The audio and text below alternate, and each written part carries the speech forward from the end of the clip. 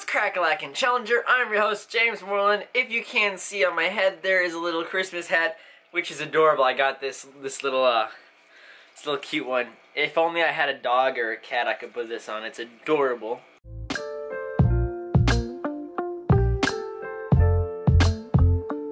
Today we are actually talking about my Guppy breeding for profit tank, which is right here. So if you guys don't know, I made a video a couple months ago about my breeding for profit series and also like my guppies in here that I actually showed you guys how to breed them, and I have some amazing updates for this tank. I've actually decided to breed a couple different things in here, some on purpose, some on accident. So as you guys can see, this tank looks beautiful. It is like flourishing. There are a lot of different plants, there are a lot of different fish, there are a lot of different snails. It's really cool. So as you can see, I'm using like this Finnex light. I'll have to drop a link for it in the description. But this is a 20-gallon aquarium. This was actually my second big aquarium that I've ever kept, and I think it looks awesome.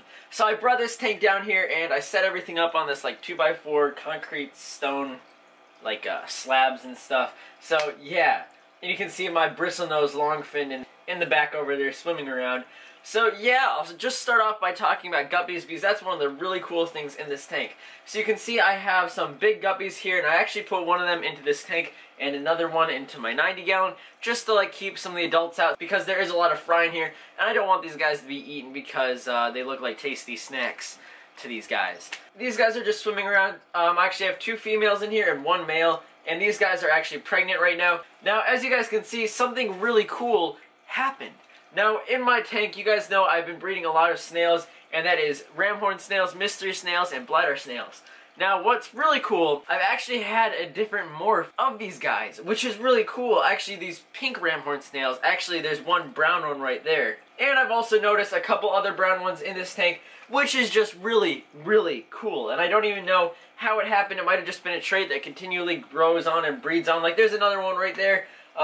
I might try moving these guys all into like a small separate 10-gallon. Speaking of which, I'm designing a new 10-gallon, 20-gallon rack setup. One 20-gallon, I'll actually have some goldfish or a goldfish, and then I'll have 10 gallons around it, and those will be breeding tanks because y'all know I love breeding fish. I feel like that's a really cool aspect of the community and something that I really like to do and something I want to continue doing. So yes. Also, I am breeding shrimp in this tank, and shrimp are really amazing. And I don't know if you can see it, but they're little white eggshells because I boiled some eggshells and I actually put them in this tank. So calcium will be released from that, so the snail shells and also just the bones and stuff in the fish and the shrimp and everything should be growing to be stronger. Now, there are a lot of guppy fry in here, and I was actually considering maybe breeding some guppies with endlers to create a cool mix. That's something some people do. Endlers are a really cool fish, but they don't have female ones near me, so I might have to either order those online or something.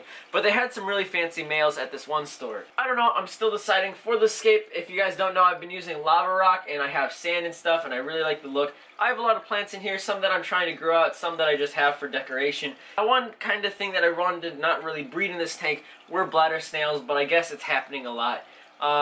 Yeah, those things are crazy. You'll have to see my 10-gallon, my surprise one, which I should be making a video about soon as well. But yeah, those guys are crazy in that tank. Now, another thing is, you might see the water level really low. That's because I have mystery snail eggs. I actually put 2 of them into this little container over there, so it's like incubates it and stuff. But yeah, for mystery snails, for them to breed, it actually has to lay their eggs outside of water, so it has to be lowered a little bit, which is kind of a pain because now I can't have floating plants because the floating plants will be sucked down underneath the water and die.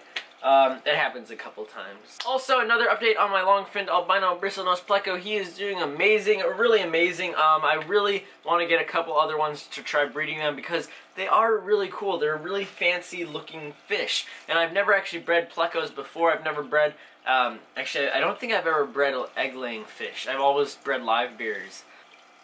I'm a noob. Or no, I'm a newbie because I'm new at it. So I haven't had experience yet.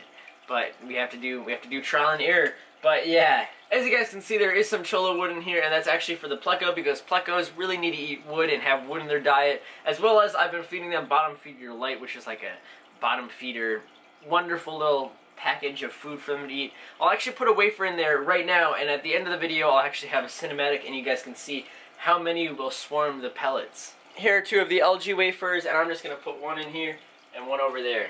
And y'all seen me have to wear a jacket or a sweatshirt because it is freezing cold outside in Wisconsin, which is kind of annoying.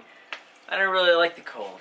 Now for fertilizers, I don't really like to use a lot of fertilizers, especially in a tank with shrimp, because some fertilizers are sensitive to shrimp. I'm actually using the Aquarium Co-op Easy Green, as well as the Vital H2O plant brand, and it's all been working great. Also guys, a quick shout out to my own Instagram, which I guess isn't really a shout out, it's just plugging myself. We are actually doing a giveaway right now for a sponge filter. I have one right here, and you guys can actually see it, and you can actually win this one for free if you guys check out my Instagram page at challenge.thewild.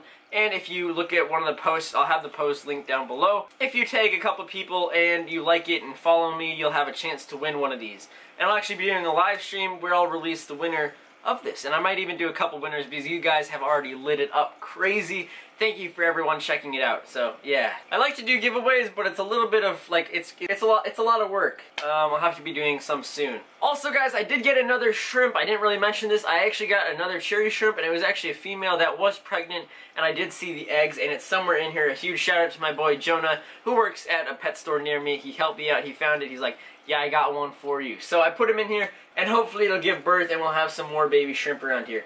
And another thing about the shrimp, they're actually a new generation. The new generation is starting to grow up, so that'll be a lot of fun. Also, my mystery snails, an update on them.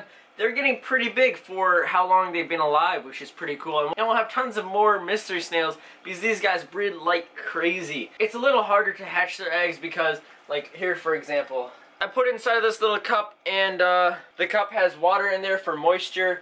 And then it keeps the egg moist, and then it just has to sit in there because if the shell stays under the glass, it'll get too hard and the snails won't be able to eat their way out. And if it becomes too wet, it'll dissolve, and then the snails will die because they're not ready yet to be born, if that makes sense. So yeah guys, that is it for the video. Just a quick little update on my breeding for profit, and I have a huge cinematic of these guys because I have quite a few new fish that are just swimming around.